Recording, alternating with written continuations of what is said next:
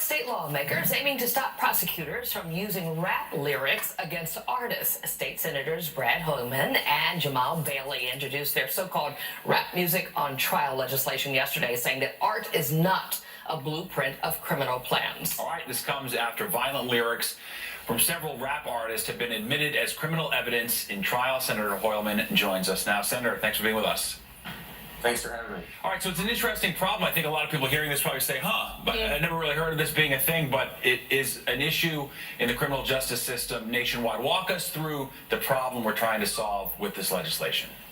Sure. Well, across the country, we're seeing a disturbing trend of prosecutors introducing an artist's work product as evidence against them in a criminal trial. So basically, prosecutors are telling the judge and the jury, you should take this music, these words to the music, literally.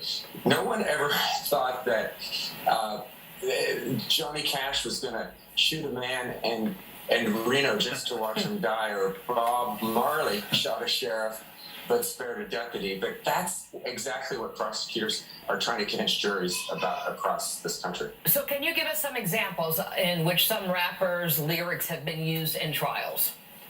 Yeah, there's one very recently here in New York District Court in 2019 took the lyrics of a rap artist named Daniel Hernandez, and they were introduced in court in order to compel Hernandez into becoming a government witness to avoid a harsher sentencing. And we've seen dozens of these cases all across the country. So it's time for New York, as a bastion of artists and creativity, to stand up for them and to protect free expression. And that's what we're going to do, Senator Bailey and me, through this legislation. Right, you mentioned, there've been hundreds of cases, and typically these affect rap artists. There's a racist element where prosecutors can sort of use the lyrics to maybe make up for weaker parts of their case and sort of create a picture that you say isn't always accurate. Now, there are protections in the law where there are sometimes potentially maybe where lyrics could be admissible or relevant, so you sort of change the admissibility of them in court, right?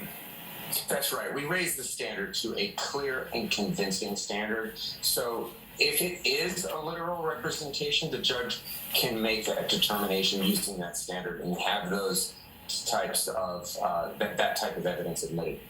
So if the bill is approved, then what's the process then? What happens? Well, we hope to get it through committee as soon as we reconvene in January, have a vote on the floor of the Senate and Assembly. We have an Assembly sponsor now, and hopefully the governor will sign it into law as soon as we get it to her desk. All right, Senator Brad Hoylman joining us tonight. Good to have you on. Thank you for explaining this legislation for us.